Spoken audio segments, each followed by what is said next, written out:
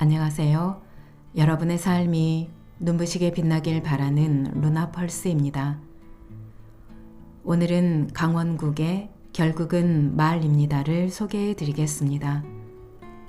이 책은 50만 독자의 마음을 움직인 베스트셀러 강원국의 글쓰기, 대통령의 글쓰기의 저자 강원국의 신간입니다. 말에 관한 저자의 생생한 경험담과 함께 인생을 바꾸는 말 습관에 관한 노하우를 총망라한 내용이 담겨 있습니다. 말의 혼돈시대, 당신의 말은 안녕하신가요?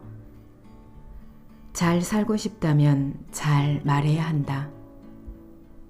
말을 잘할 수 있는 방법에는 어떤 것들이 있을까요? 그럼 책의 내용 중에서 일부 소개해 드리겠습니다. 오늘도 책과 함께 편안한 시간 되시기 바랍니다. 부처님은 10가지 죄를 짓지 말라고 했고 그 가운데 말로 짓는 죄가 4가지나 된다. 첫째, 망어, 즉 거짓말이다. 둘째가 양설, 이간질하고 험담하는 말이다. 셋째, 악구, 욕설과 거친 말이다. 넷째, 기어, 교묘하게 꾸며 남을 속이는 말이다. 듣기 싫은 말, 듣고 싶은 말. 당신은 언제 어떤 상황에서 누구의 말이 듣기 싫은가? 나는 이런 말을 듣는 게 고역이다. 시간이 없는데 장황한 말을 들어야 하는 상황 말이다. 장황하다는 느낌을 주는 경우는 언제인가? 먼저 말 자체가 긴 경우이다. 길어도 재미나 의미가 있으면 괜찮은데 쓸데없이 긴 때다. 서론이 길어도 장황하게 느껴진다. 결론이나 요점을 먼저 말하지 않는 경우이다. 말에 격가지가 많아도 장황하게 들린다. 말이 목적지를 향해 곧장 가지 않고 굽이굽이 돌아갈 때 듣는 사람은 답답하다. 왜 이런 말을 내게 하는지, 도대체 무슨 말을 하려는지, 이유나 요점을 파악할 수 없을 때도 장황하게 느껴진다. 같은 말을 반복해도 그렇다. 술도 마시지 않았는데 한 말 또 하고 또 하는 사람이 있다. 그런 사람을 진상이라고 한다. 사족이 붙는 경우도 마찬가지다. 말이 끝날 듯 끝나지 않고 뒤를 질질 끄는 말도 너저분하다는 느낌을 준다. 훈계하는 듯한 말도 듣기 싫다. 가르치려고 드는 걸 반길 사람은 많지 않다. 교장 선생님 훈시나 목사님 설교 말씀, 그리고 주례사가 의도와 달리 그런 오해를 받기 십상이다. 누구나 아는 소리를 자기만 아는 것처럼 말할 때도 그렇다. 뻔한 소리를 듣는 것처럼 지루한 건 없다. 불평과 푸념, 넋두리를 늘어놓으며 위로를 구하는 말도 부담스럽다. 신세 타령은 듣는 사람을 불편하게 만든다. 남 탓하고 누군가를 비난하고 빈정대고 징징대며 어리광을 피우는 말도 기운 빠지게 한다. 그런 사람과 대화하고 나면 다시는 만나지 말아야겠다고 다짐하게 된다. 잘난 척하는 말도 거부감이 든다. 상대방이 잘난 척한다고 느끼는 경우는 2가지인 것 같다. 그 하나는 아는 지식을 뽐내면서 하는 말이다. 현학적이라고도 한다. 듣는 사람에게 도움되는 말이거나 관련이라도 있으면 좋으련만 이도 저도 아닌 말을 주저리 늘어놓는 건 좀 그렇다. 내가 아는 걸 말하지 말고 남들이 알고 싶어 하는 걸 말하라고 하지 않든가. 잘난 척한다고 느끼게 만드는 또 다른 경우는 자신 또는 자기와 관계 있는 사람이나 일을 자랑할 때이다. 이건 아내가 가장 싫어하는 것이다. 특히 자식 자랑하는 사람들. 자랑도 좋지만 지나치면 시기심을 불러일으키고 허세 부린다는 비웃음거리가 될 수도 있다. 나아가 상처 주는 말, 사기를 꺾는 말은 나쁜 말이다. 남을 훈계하고 싶을 때, 별것도 아닌 걸 자랑하고 싶을 때, 남의 험담을 늘어놓고 싶을 때는 입을 열기보다 일기장을 열어보자. 그렇다면 듣기 좋은 소리는 무엇일까? 질문에 답하는 말이 좋은 말이다. 내가 아는 것을 말하는 것이 아니라 상대가 알고 싶은 것을 말해야 한다. 궁금하지도 않는데 하고 싶은 말만 잔뜩 늘어놓으면 가렵지도 않은 데를 자꾸 긁어대는 것과 같다. 나는 얻는 게 있는 말을 들을 때 횡재한 기분이 든다. 남의 말에서 내가 쓸 수 있는 내용이 있을 때다. 최신 뉴스나 최근의 유행, 트렌드, 새로운 사실이나 정보, 멋있는 표현, 인용할 거리 같은 것들 말이다. 이런 얘기를 들으면 저절로 솔깃해지고 메모하게 된다. 왜 그런지 생각해 보면 기억해뒀다 써먹으려고 그런 거였다. 말에서 참신한 시각이나 해석을 얻을 때도 고맙다. 아, 이것을 저렇게 생각할 수도 있구나. 저런 측면에서 볼 수도 있겠구나. 이렇게 배울 게 있는 말을 들을 때 고맙다. 이런 말을 들으면 내 나름의 관점이 생긴다. 그러니까 생각을 만들어주는 말인 것이다. 재미를 주는 말도 좋다. 주로 이야기이다. 이야기를 들으면서 웃고 유쾌한 시간을 보내는 것, 즐거운 일이다. 해법이나 대안 같은 아이디어를 얻을 때도 기쁘다. 누군가 내가 고민하던 문제 해결책을 제시해 주든가, 내가 생각해 오던 것과 다른 대안을 줬는데 그게 쓸모 있으면 반갑고 즐겁다. 위로와 희망과 용기를 주는 말이다. 듣고 나면 힘이 불끈 솟고 의욕이 샘솟는 밝고 따뜻한 햇살 같은 말을 들었을 때다. 통찰을 일으키는 말이다. 머리를 끄덕이게 하는 수준을 넘어 울림이 있는 말이다. 머리를 한 대 망치로 맞은 것 같은 깨달음이 오거나 가슴에 손이 올라갈 정도의 깨우침을 주는 말이다. 깨달음은 주로 머리로 온다. 하지만 깨우침은 가슴으로 온다. 양심을 건드려 반성하고 회개하고 행동하게 한다. 끝으로 꿈을 만들어주는 말이다. 이런 말은 평생 한두 번 만나기 어렵다. 이런 말에 의해 인생 행로가 바뀌기도 한다. 그래서 이런 말은 위대하다. 옳은 말을 하고도 욕먹는 이유. 내 친구가 물었다. 사람들이 가장 싫어하는 말이 무엇인지 아느냐고. 욕설이나 상대를 무시하는 말? 아니면 잘난 체 하는 말? 아니란다. 옳은 말을 기분 나쁘게 하는 경우란다. 말의 옳고 그름보다는 들은 사람의 기분이 더 중요하다는 것이다. 들어보니 그럴듯하다. 옳고 바른 소리는 듣는 사람에게 부담을 준다. 싫어도 따라야 할 것 같고 바르지 못한 자신을 자책하게 만들기도 한다. 듣는 사람의 기분을 좌우하는 것은 무엇일까? 그것은 바로 말하는 사람의 태도이다. 어떤 태도로 말하느냐에 따라 듣는 사람의 기분을 좋게 하기도 하고 나쁘게 하기도 한다. 지켜야 할 태도는 그 대상에 따라 세 종류가 있다. 첫 번째는 말하는 내용을 대하는 태도이다. 대충 말하지 않고 사실과 진실을 추구하는 자세 같은 것 말이다. 그런 사람의 말은 믿을만하다. 두 번째는 듣는 사람을 대하는 태도이다. 듣는 사람을 존중하는 자세여야 한다. 친한 관계에서도 상대는 안다. 친구처럼 말해도 상대가 나를 존중하는지 무시하는지. 상대를 존중하는 가장 쉬운 방법이 있다. 자신을 낮추고 겸손하게 말하면 된다. 세 번째는 말하는 사람이 세상을 대하는 태도이다.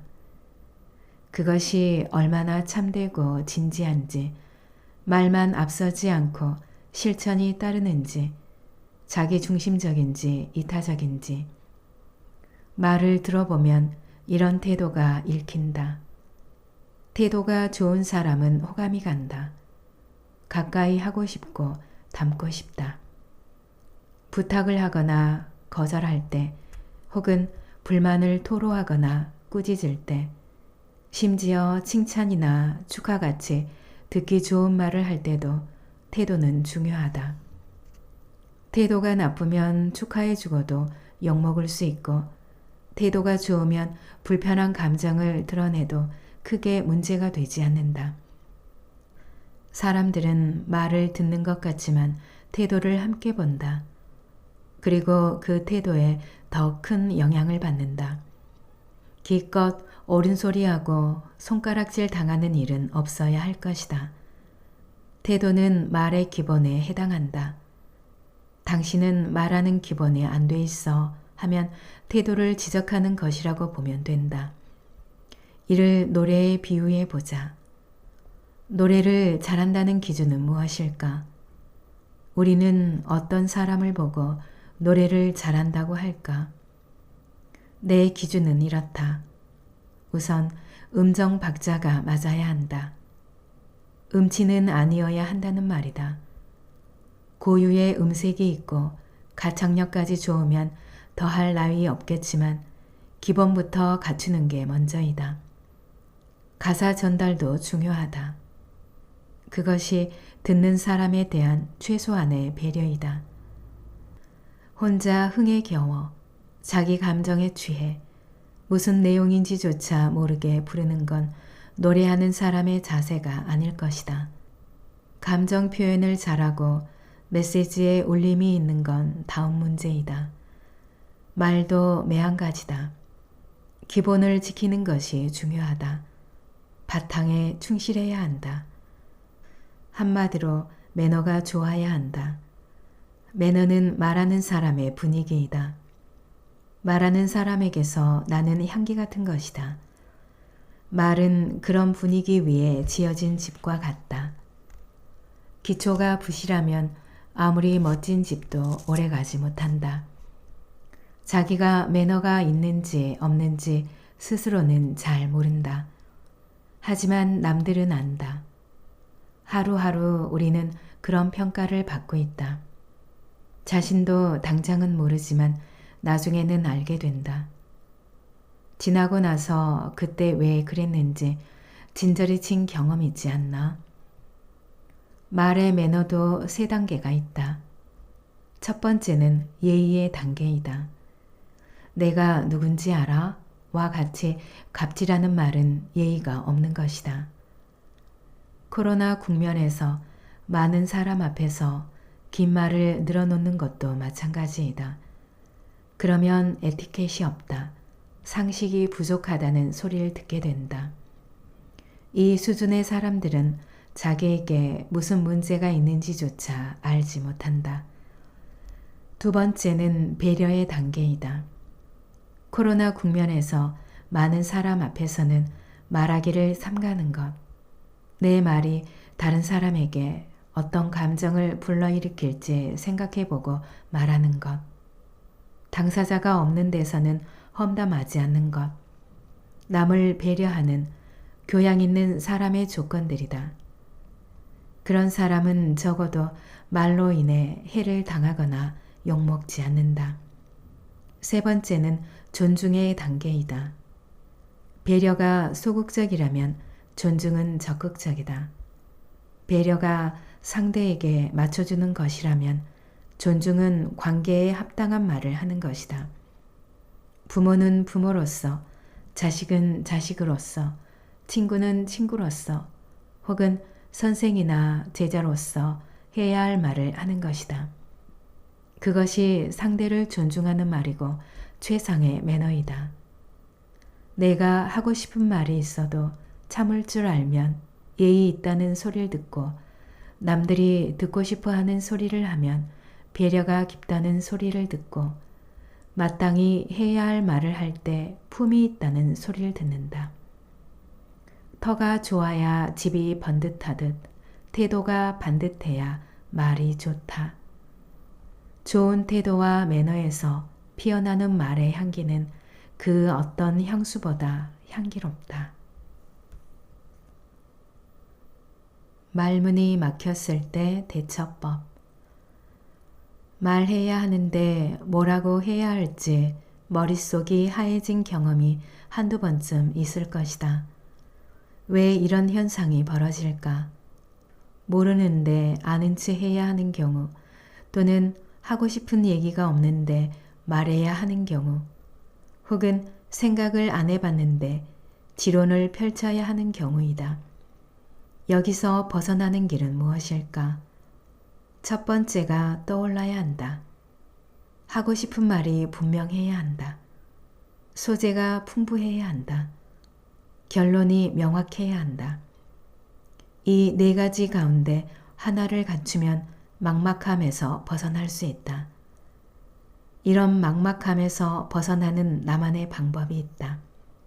첫째, 말해야 하는 내용을 찾지 않고 말하고 싶은, 말할 수 있는 내용을 찾는다. 말해야 하는 상황이나 주제에 억눌리지 않고 하고 싶은 말, 할 수 있는 말부터 시작하는 것이다. 그러다 보면 해야 할 말을 찾아 거기로 돌아오게 된다. 둘째, 이런 문장을 떠올린다. 나는 무엇을 했다. 나는 무엇이라고 생각한다. 나는 무엇이 기억난다. 나는 무엇을 느낀다. 나는 무엇이라고 주장한다. 나는 무엇을 예상한다. 나는 무엇을 깨달았다. 나는 무엇을 알았다. 나는 무엇을 바란다. 나는 이 10가지 문장을 머릿속에 넣고 다닌다. 그리고 그 중에 하나를 꺼내 쓴다. 셋째, 이런 5단어도 떠올린다. 왜냐하면을 떠올리며 이유를 생각한다. 이를테면을 떠올리며 예를 든다. 다시 말해를 떠올리며 반복 강조한다. 요약하면을 떠올리며 정리해준다. 한마디로를 떠올리며 규정하거나 결론을 낸다. 넷째, 행동 중심으로 접근하기도 한다. 이래왔다라며 과거의 사실과 경험을 말한다. 이렇더라며 현상이나 실태를 말한다. 이래서 그렇다며 이유나 원인을 말한다. 이럴 수도 있다며 가정한다. 이렇게 될 것이다며 예측한다. 이렇게 하자며 해법이나 대책을 내놓는다. 이런 게 좋다며 효과나 이익을 강조한다. 다섯째, 쉬운 것부터 말하려고 한다. 내게 쉬운 것은 3가지 있다. 첫째, 있었던 일을 말하는 것. 내 기억을 말하는 것이다. 둘째, 느낀 점을 말하는 것. 나의 감상을 말하는 것이다. 셋째, 내가 본 것을 말하는 것. 봤던 것을 묘사하는 것이다. 여기까지 얘기한 내용은 임기응변 처방에 불과하다. 말문이 막히지 않으려면 말할 거리를 평소 마련해 둬야 한다. 이것이 근본적인 처방이다.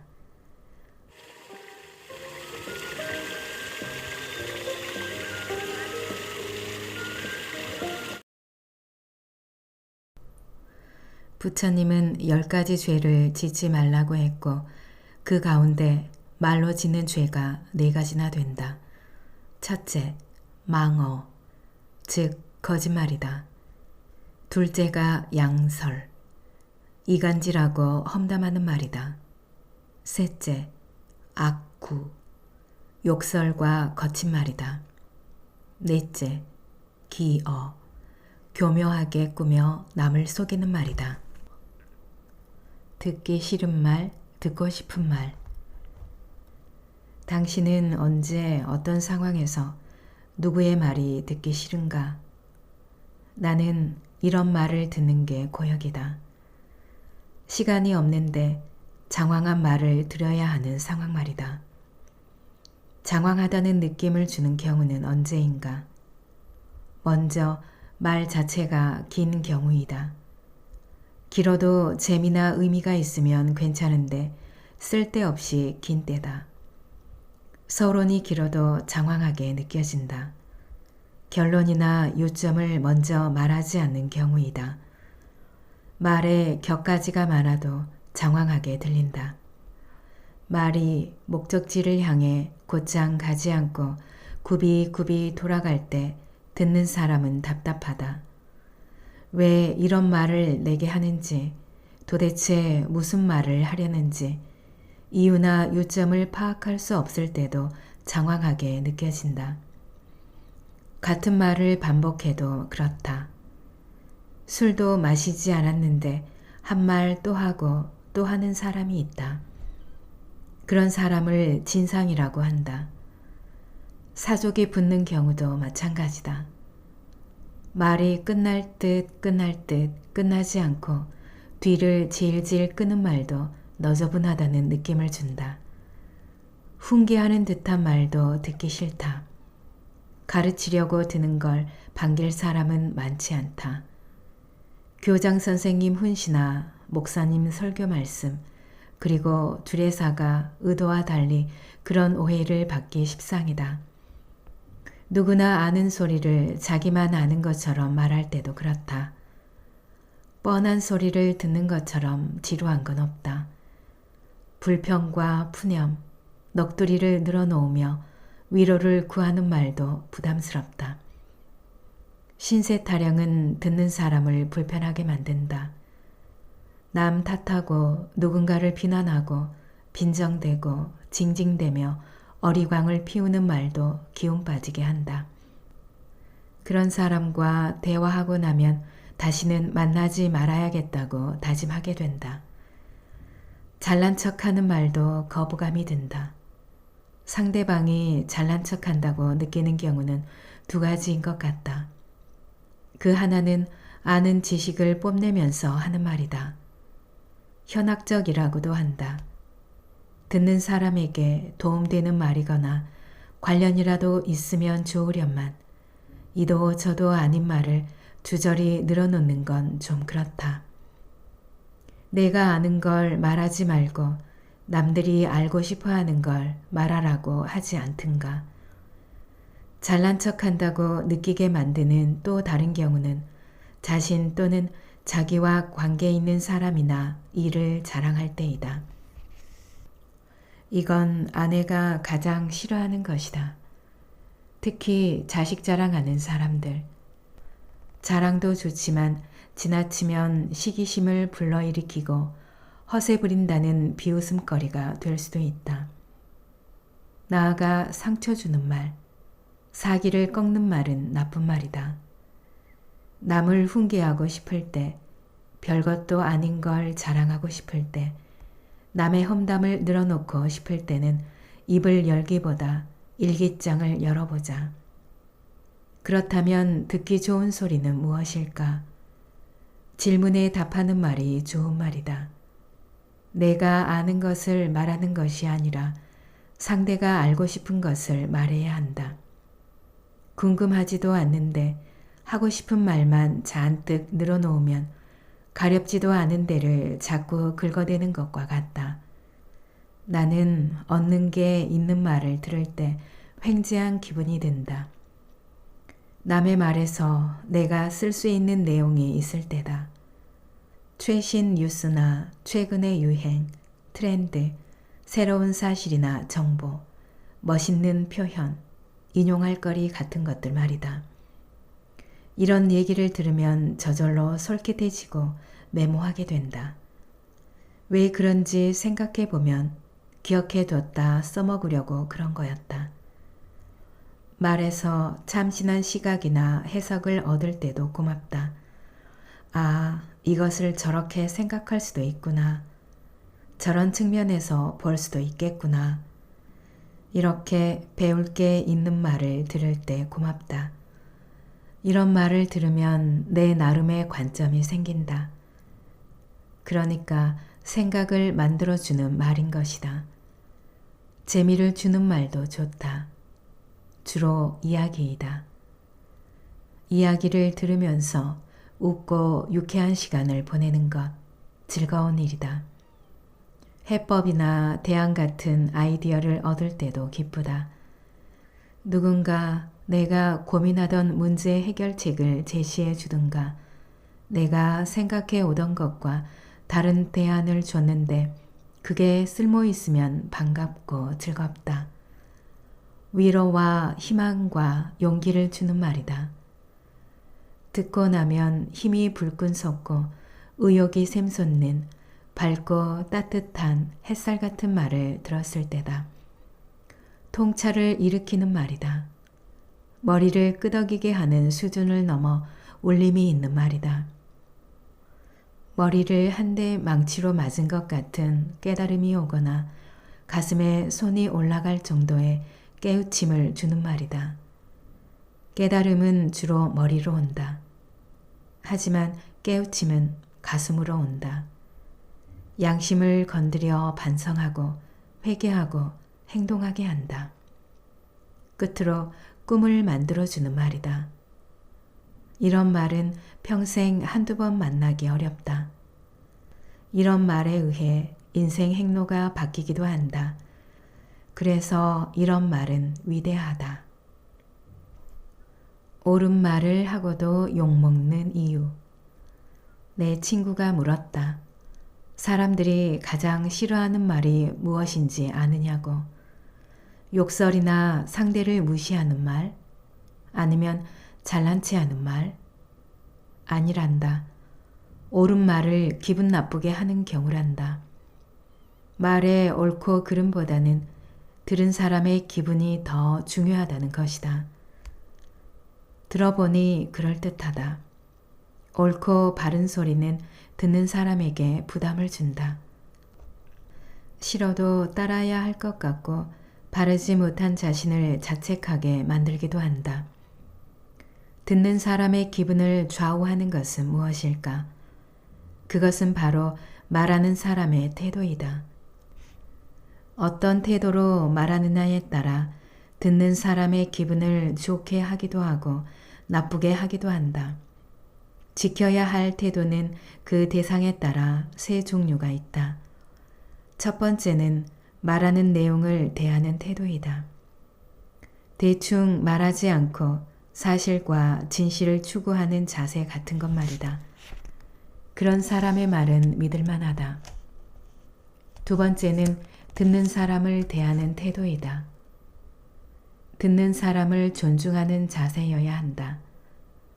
친한 관계에서도 상대는 안다. 친구처럼 말해도 상대가 나를 존중하는지 무시하는지. 상대를 존중하는 가장 쉬운 방법이 있다. 자신을 낮추고 겸손하게 말하면 된다. 세 번째는 말하는 사람이 세상을 대하는 태도이다.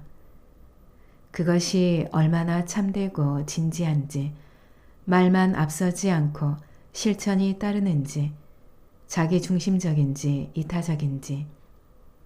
말을 들어보면 이런 태도가 읽힌다. 태도가 좋은 사람은 호감이 간다. 가까이 하고 싶고 닮고 싶다. 부탁을 하거나 거절할 때, 혹은 불만을 토로하거나 꾸짖을 때, 심지어 칭찬이나 축하같이 듣기 좋은 말을 할 때도 태도는 중요하다. 태도가 나쁘면 축하해 주고도 욕먹을 수 있고, 태도가 좋으면 불편한 감정을 드러내도 크게 문제가 되지 않는다. 사람들은 말을 듣는 것 같지만 태도를 함께 본다.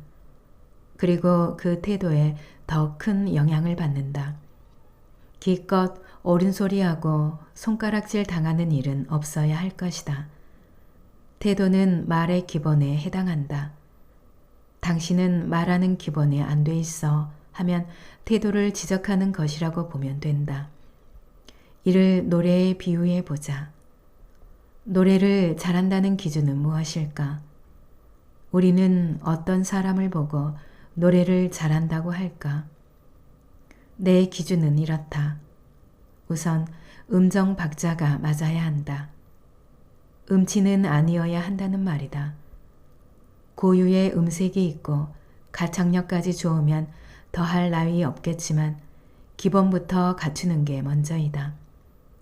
가사 전달도 중요하다. 그것이 듣는 사람에 대한 최소한의 배려이다. 혼자 흥에 겨워 자기 감정에 취해 무슨 내용인지조차 모르게 부르는 건 노래하는 사람의 자세가 아닐 것이다. 감정 표현을 잘하고 메시지에 울림이 있는 건 다음 문제이다. 말도 매한가지다. 기본을 지키는 것이 중요하다. 바탕에 충실해야 한다. 한마디로 매너가 좋아야 한다. 매너는 말하는 사람의 분위기이다. 말하는 사람에게서 나는 향기 같은 것이다. 말은 그런 분위기 위에 지어진 집과 같다. 기초가 부실하면 아무리 멋진 집도 오래가지 못한다. 자기가 매너가 있는지 없는지 스스로는 잘 모른다. 하지만 남들은 안다. 하루하루 우리는 그런 평가를 받고 있다. 자신도 당장은 모르지만 나중에는 알게 된다. 지나고 나서 그때 왜 그랬는지 진저리 친 경험 있지 않나? 말의 매너도 3단계가 있다. 첫 번째는 예의의 단계이다. 내가 누군지 알아? 와 같이 갑질하는 말은 예의가 없는 것이다. 코로나 국면에서 많은 사람 앞에서 긴 말을 늘어놓는 것도 마찬가지이다. 그러면 에티켓이 없다. 상식이 부족하다는 소리를 듣게 된다. 이 수준의 사람들은 자기에게 무슨 문제가 있는지조차 알지 못한다. 두 번째는 배려의 단계이다. 코로나 국면에서 많은 사람 앞에서는 말하기를 삼가는 것. 내 말이 다른 사람에게 어떤 감정을 불러일으킬지 생각해보고 말하는 것. 당사자가 없는 데서는 험담하지 않는 것. 남을 배려하는 교양 있는 사람의 조건들이다. 그런 사람은 적어도 말로 인해 해를 당하거나 욕먹지 않는다. 세 번째는 존중의 단계이다. 배려가 소극적이라면 존중은 적극적이다.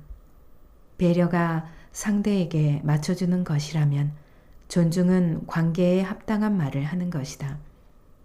부모는 부모로서, 자식은 자식으로서, 친구는 친구로서, 혹은 선생이나 제자로서 해야 할 말을 하는 것이다. 그것이 상대를 존중하는 말이고 최상의 매너이다.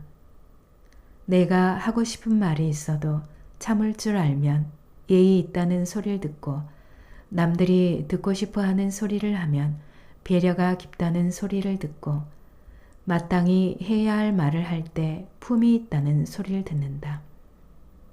터가 좋아야 집이 번듯하듯 태도가 반듯해야 말이 좋다. 좋은 태도와 매너에서 피어나는 말의 향기는 그 어떤 향수보다 향기롭다. 말문이 막혔을 때 대처법. 말해야 하는데 뭐라고 해야 할지 머릿속이 하얘진 경험이 한두 번쯤 있을 것이다. 왜 이런 현상이 벌어질까? 모르는데 아는 체 해야 하는 경우, 또는 하고 싶은 얘기가 없는데 말해야 하는 경우, 혹은 생각을 안 해봤는데 지론을 펼쳐야 하는 경우이다. 여기서 벗어나는 길은 무엇일까? 첫 번째가 떠올라야 한다. 하고 싶은 말이 분명해야 한다. 소재가 풍부해야 한다. 결론이 명확해야 한다. 이 네 가지 가운데 하나를 갖추면 막막함에서 벗어날 수 있다. 이런 막막함에서 벗어나는 나만의 방법이 있다. 첫째, 말해야 하는 내용을 찾지 않고 말하고 싶은, 말할 수 있는 내용을 찾는다. 말해야 하는 상황이나 주제에 억눌리지 않고 하고 싶은 말, 할 수 있는 말부터 시작하는 것이다. 그러다 보면 해야 할 말을 찾아 거기로 돌아오게 된다. 둘째, 이런 문장을 떠올린다. 나는 무엇을 했다. 나는 무엇이라고 생각한다. 나는 무엇이 기억난다. 나는 무엇을 느낀다. 나는 무엇이라고 주장한다. 나는 무엇을 예상한다. 나는 무엇을 깨달았다. 나는 무엇을 알았다. 나는 무엇을 바란다. 나는 이 10가지 문장을 머릿속에 넣고 다닌다. 그리고 그 중에 하나를 꺼내 쓴다. 셋째, 이런 5단어도 떠올린다. 왜냐하면을 떠올리며 이유를 생각한다. 이를테면을 떠올리며 예를 든다. 다시 말해를 떠올리며 반복 강조한다. 요약하면을 떠올리며 정리해준다. 한마디로를 떠올리며 규정하거나 결론을 낸다. 넷째, 행동 중심으로 접근하기도 한다. 이래왔다라며 과거의 사실과 경험을 말한다. 이렇다라며 현상이나 실태를 말한다. 이래서 그렇다며 이유나 원인을 말한다. 이럴 수도 있다며 가정한다. 이렇게 될 것이다며 예측한다. 이렇게 하자며 해법이나 대책을 내놓는다. 이런 게 좋다며 효과나 이익을 강조한다. 다섯째, 쉬운 것부터 말하려고 한다. 내게 쉬운 것은 3가지 있다. 첫째, 있었던 일을 말하는 것. 내 기억을 말하는 것이다. 둘째, 느낀 점을 말하는 것. 나의 감상을 말하는 것이다. 셋째, 내가 본 것을 말하는 것. 봤던 것을 묘사하는 것이다.